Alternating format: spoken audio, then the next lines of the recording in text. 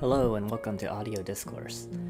Today we'll be looking at the Thieaudio Legacy 3 Custom IEM, also known as a CIEM. A couple weeks ago I reviewed the universal version of this IEM, and that one costs about $119, and it's pretty good. It's got a balanced sound signature, slight sub-bass elevation, pretty even mid-range, and then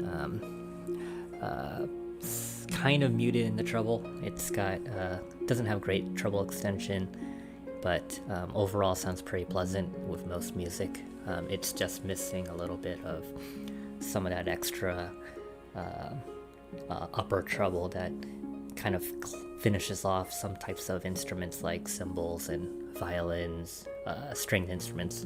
That extra low harmonic that makes them sound more natural versus a little bit being doled off and rounded out. So I ended up buying the custom version because it's only, I think it starts at $179 with the faceplate that I got, which you can see here is this kind of blue sparkly look.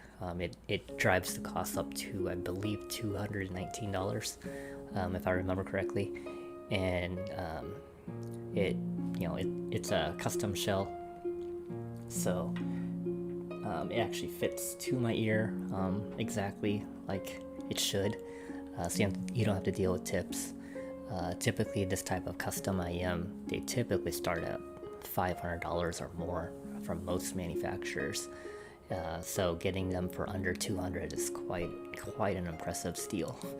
The process typically to get a CIEM is you have to go to an audiologist or somebody who can take ear impressions, which is typically a two-part mold material that they kind of inject using a syringe into your ear, and that makes a mold of your ear canal and your inner ear and outer ear, and then you send this off to the company that makes it. In this case it'd be Linsol or Thieaudio, and they'll cast a shell, they'll basically cast this shell from your impressions. One of the neat things about this type of shell is it's actually 3D printed, so if you have a 3D scanned file of your ear impressions, you can actually just send them that file, and that will expedite the service quite a bit. They'll just take that file and make any adjustments they need to, and then print out a shell from it. So in my case, I actually did have the 3D file on hand from a previous impression that I had. So I sent them that one, and this is what came out of it. So really quickly, the shell itself is a little bit undersized, but actually fits really comfortably. I think the nozzle is a little shallow, but so getting seals was a little bit tricky at first, but using Auto Ease, which is ear lubricant, actually really helps improve that seal and coupling with my ear. So it basically reduced the amount of leakage I was getting, and actually fits really well now, leaving that kind of residue behind, which is kind of gross, but it is what it is. There is an opportunity for me to go get it resized, and I did talk to them about potentially making the ear canal a little bit longer than what it is. I guess comparing it to my Viento, which is the CIEM I got earlier this year, that one's much bigger all the way around, plus the canal is quite a bit deeper, so it actually goes a little bit further in than this one does. And then the actual fit of this is much bigger on that Viento than this one. So that one fits very snug, very tight, but also had a break-in period so that my ears could adjust, where this one, put it in and you don't even feel it. It's basically in there, you don't feel anything because it's so lightweight and a little bit undersized. So let me get to the packaging. So this is the box itself comes with a new case, which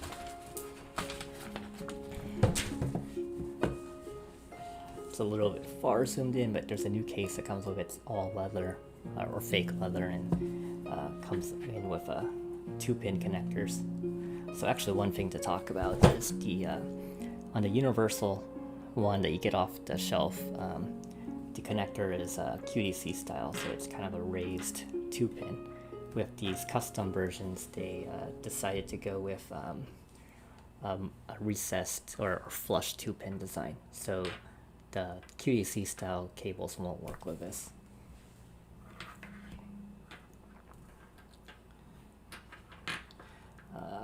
So you can kind of see it there. The other thing about this is it only has one vent, which is right here, and doesn't have a vent near the nozzle anymore.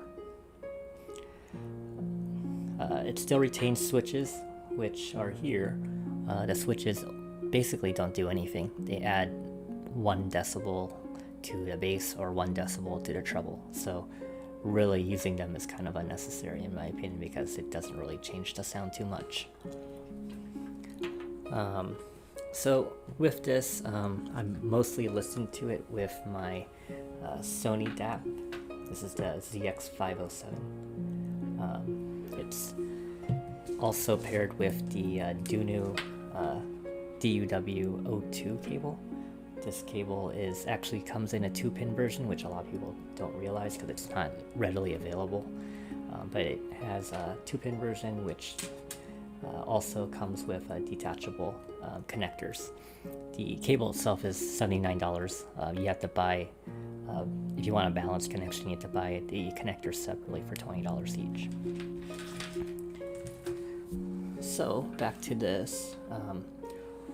Like I said before, my biggest gripe with the universal version was that it didn't have treble extension. So this deeper insertion actually fixes that.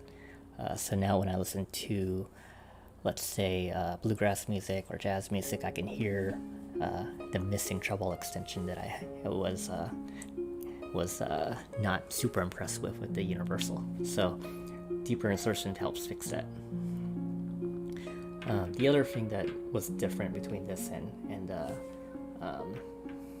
the universal is that the PINA gain, so that's kind of the area between 1 and 6K or so, it's a little bit more recessed than the universal. So I guess female vocals, for example, will sound a little less lively or less forward, but actually I think sounds a little bit smoother and easier to listen to with less fatigue.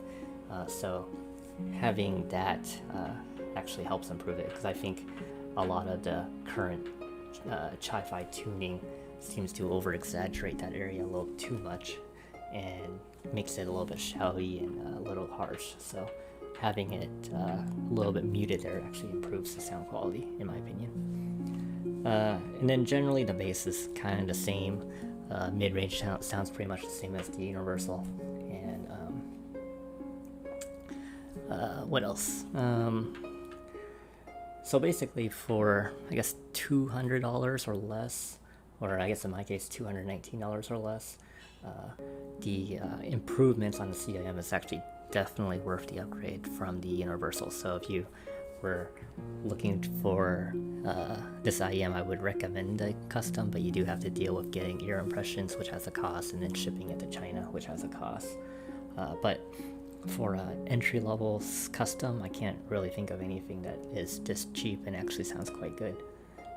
Works with pretty much every genre that I've tried really well, and the only thing that it's really missing compared to like my Viento or other high-end stuff is it lacks a little bit of resolution and doesn't quite have great imaging or soundstage, but just for general listening, this thing does really well.